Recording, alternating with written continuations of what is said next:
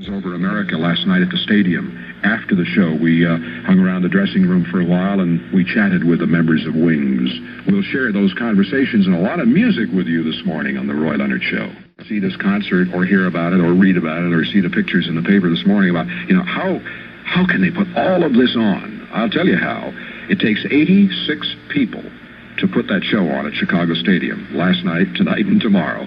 86 people working up front and behind the scenes, and this is exactly why it is as good as it is.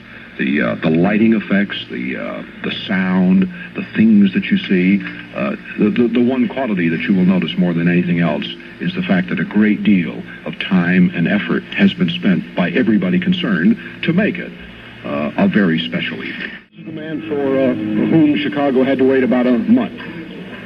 This is true. Unfortunately, in Paris, they have these marble floors. When you get out the bathtub, you tend to slip over. Now, that's the story that we read in the columns, but I figured after the concert backstage, we'd get the real story from Jimmy McCulloch. Well, the real story is that, mate.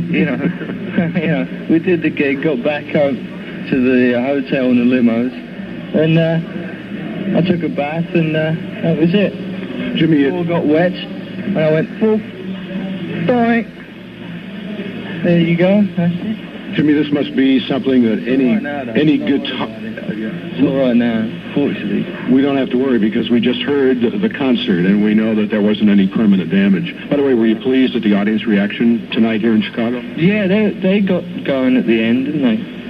This is something I guess any guitarist would have to be wary of, an injury to a hand that can end a career, or it can certainly tie a guy up for a while. Well, Django Reinhardt only had 3 fingers, so I'm lucky to have 5. There are so few guitarists today who will take time out of their own little world to mention somebody like a Django Reinhardt. Well, I was brought up on Django, basically. My dad was a trumpet player, jazz, trad stuff. So, I was brought up with that, at the age of 3, 5, and I was going to my dad's concerts. Like, he played, like, the Clydebank Town Hall, which is in Scotland, just outside Glasgow. And since the age of 3, 4, I've been going there, and I just brought up on music, man, and it's been born into me, and I've had the chance to be able to play.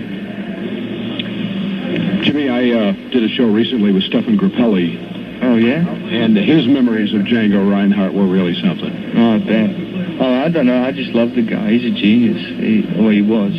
That's too bad you guys didn't get in town a couple of days early because the Manchester United soccer team was here in Chicago to play our Chicago Sting in an exhibition game. And we, Manchester United could have used you, man, because we tied them 2-2. Well, I don't really know the guys personally, but I know Buchan and McCarry, were they here? No, as a matter of fact, 2 or 3 of their best guys were not here because I think they're playing in the Bicentennial Cup.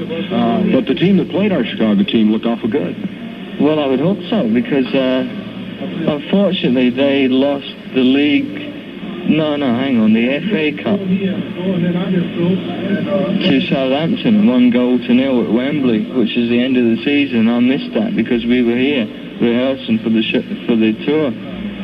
So I missed out on that. It was a real shame, actually, because they're a very young side, and it's like basically Scottish, an English-Scottish team, After Scotland won the home internationals, which is fantastic. Overwhelmed. I'm really delighted that happened. Jimmy, do you have any plans after the tour is over? Just to have a little rest and I just bought a place in London, so I have to furnish and get that together. So that's something.